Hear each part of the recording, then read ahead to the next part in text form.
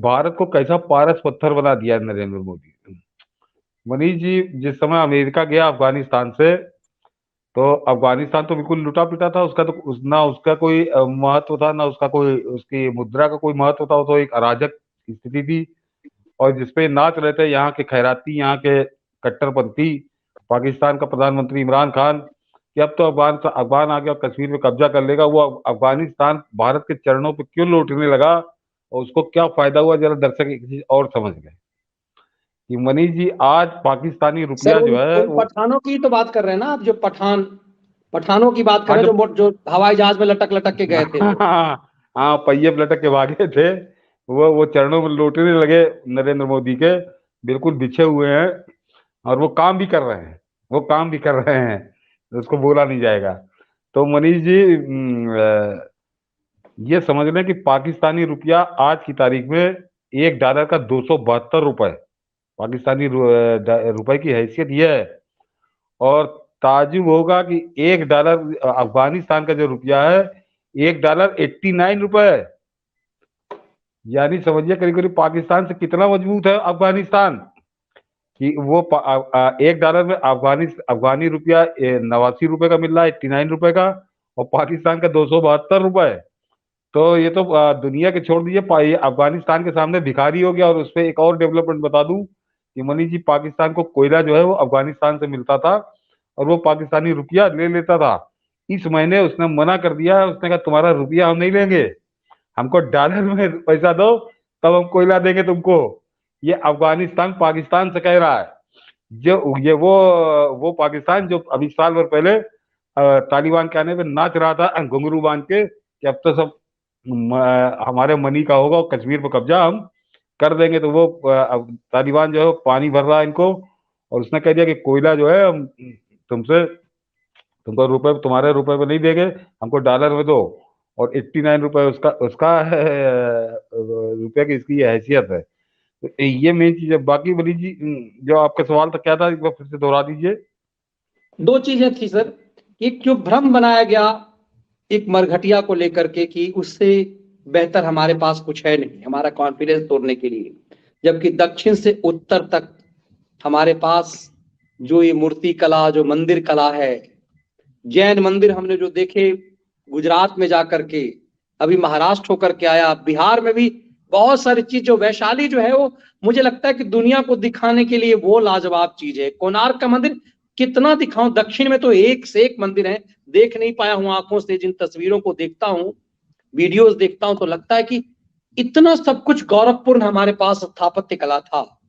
एक मरघटिया को भी मुगल बता करके, मतलब वो मरघट भी तो हमारे लोगों ने बनाया।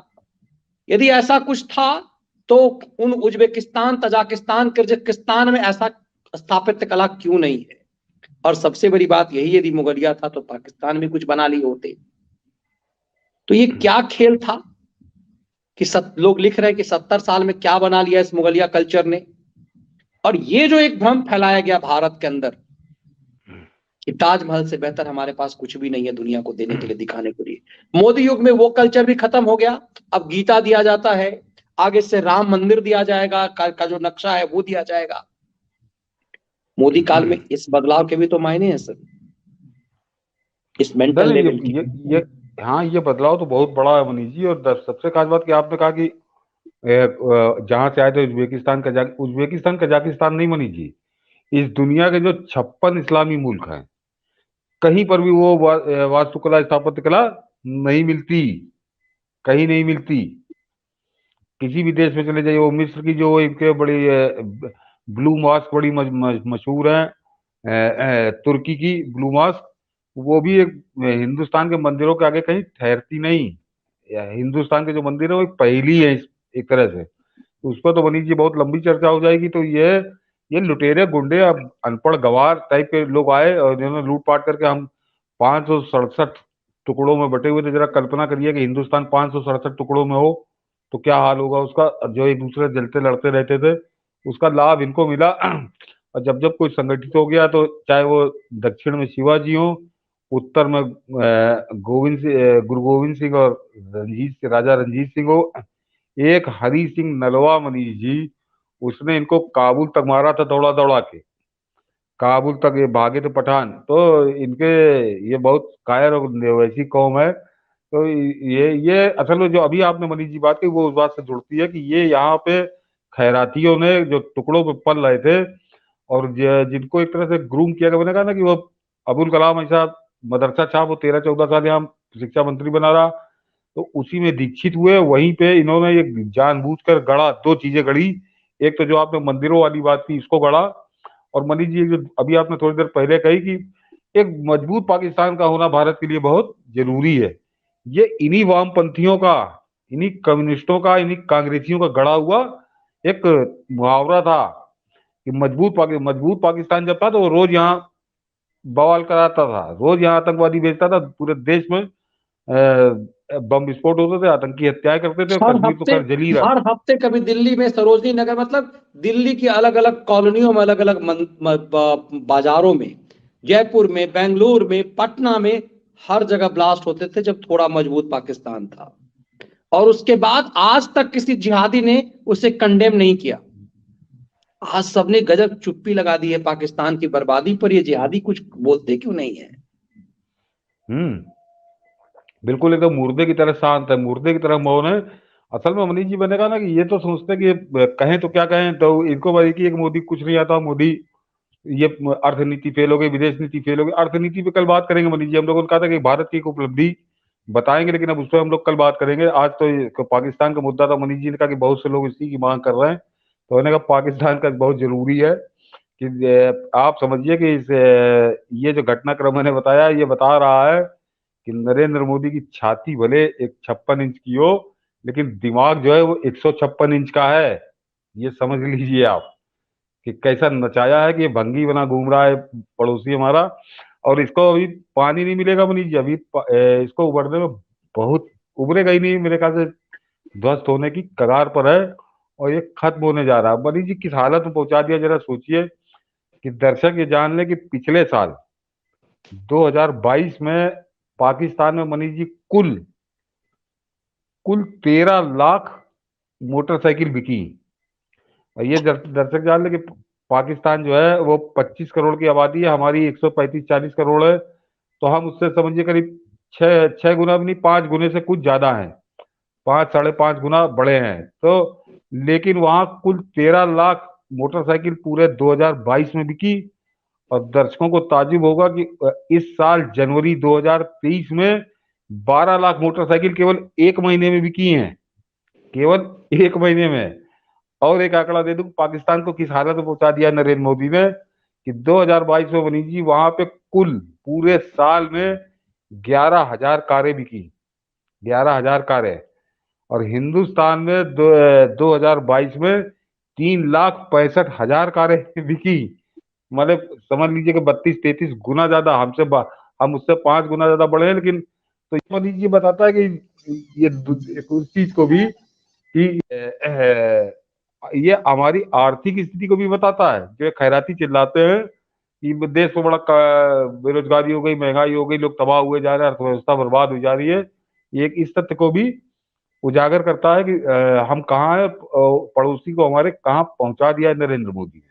और मनीष जी एक और दे दूंगी, ये $1 बिलियन के लिए भीख मांगता घूम रहा हो, तो वो परमाणु प्लांट भी ये गायब, इसका गायब हो जाएगा। और इसी जनवरी के महीने में भारत की जनता ने, सरकार का भी नहीं, भारत की जनता ने $19 बिलियन का केवल जीएसटी दिया है मनीष। केवल जीएसटी जो आया है वो $19 बिलियन आया। वो $1 के लिए, $1 बिलियन के लिए भीख मांग रहा है, महीनों से मांग रहा है, और इसको मिल नहीं रही। और हिंदुस्तान की स्थिति यह है कि $19 बिलियन का हमने केवल इस साल एक महीने जनवरी का जीएसटी है। तो कोई तुलना ही नहीं है, कोई तुलना नहीं। 12.5 लाख करोड़ के डिजिटल ट्रांजेक्शन हुआ है जनवरी महीने में। तो कहाँ जो दुश्मन था हमारा उसको कहाँ पहुंचा दिया नरेंद्र मोदी ने, और देश को कहाँ पहुंचा दिया। ये बहुत बड़ी उपलब्धि है, ऐतिहासिक सफलता है, और ये कुछ लोगों को बर्दाश्त नहीं हो रही है। बिल्कुल सर, आप जब जीएसटी की बात कर रहे थे, मैं अभी आज मेरी सोसाइटी के एक प्रॉपर्टी डीलर हैं, उनसे मेरी बात हो रही थी। उन्होंने कहा कि सर क्रय शक्ति तो पिछले 1 साल में ट्रिमेंडस चेंज हुआ है इस हाँ मतलब कोरोना के जाते ही।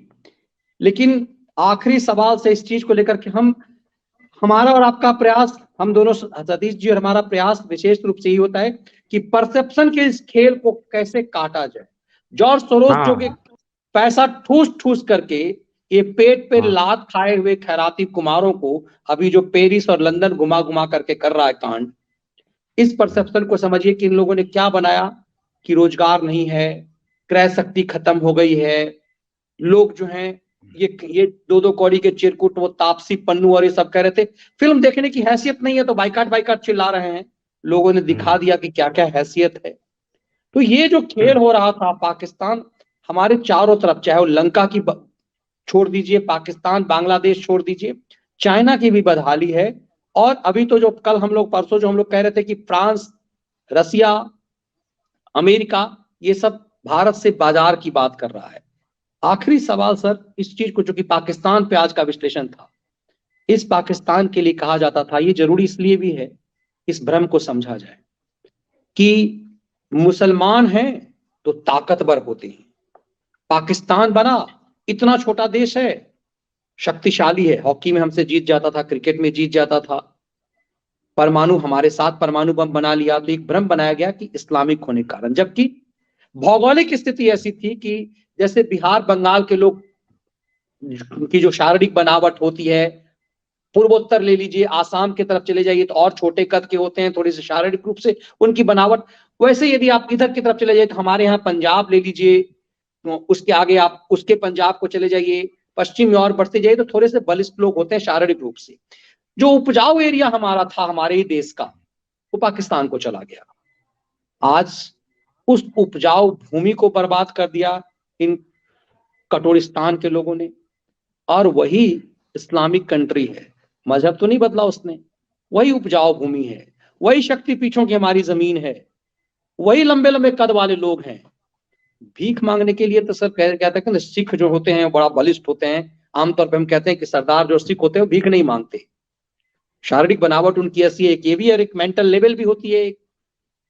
आज वो भीख भी मांग रहा है पाकिस्तान, ये उसका शरीर और शारीरिक ताकत कहाँ चली गई, ये उपजाऊ भूमि जो हमारी भूमि थी बर्बाद कर दिया।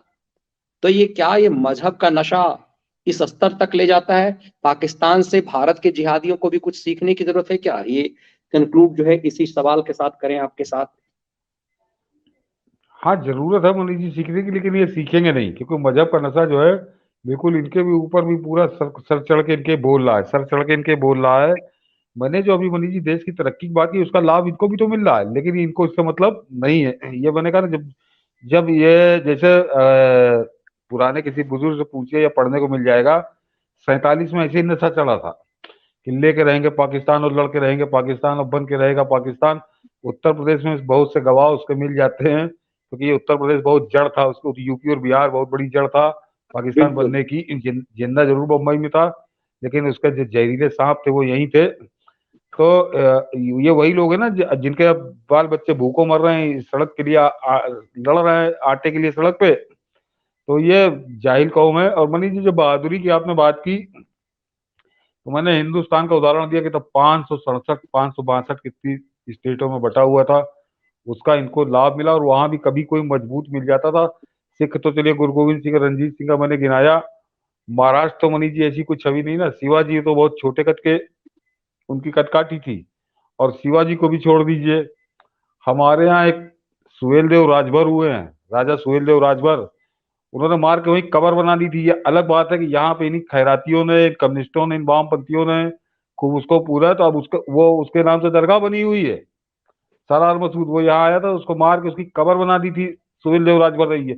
वो भी ईस्टर्न यूपी की बात कर रहा हूँ मैं, वेस्टर्न यूपी की बात नहीं कर रहा हूँ। यहाँ से लखनऊ से 200 किलोमीटर दूर है बहराइच में। तो वो जहाँ पे इनको कोई मजबूत मिल गया, और इसके लिए मैं कह रहा हूँ कि जरा पूरा इतिहास पढ़िए इनका। ये आपस में लड़ते तो आपस में तो कोई ना कोई एक जीतेगा, ये दुनिया में कहीं लड़के नहीं जीते, ये दुनिया में कहीं नहीं जीते। ये जहां पर एक मजबूत आदमी आ गया, स्पेन का इतिहास पढ़िए मनीष जी, 96% स्पेन पर कब्जा था। एक छोटा सा पहाड़ी राज्य था जिस पर बच गया था, उसका एक राजकुमार था, उसने अपनी 4% स्पेन का उसका शासन था, और उसने सेना संगठित की और उसने पूरा स्पेन खाली करा दिया। उसने पूरा स्पेन खाली करा दिया, नहीं था स्पेन भी इस्लामी राष्ट्र था।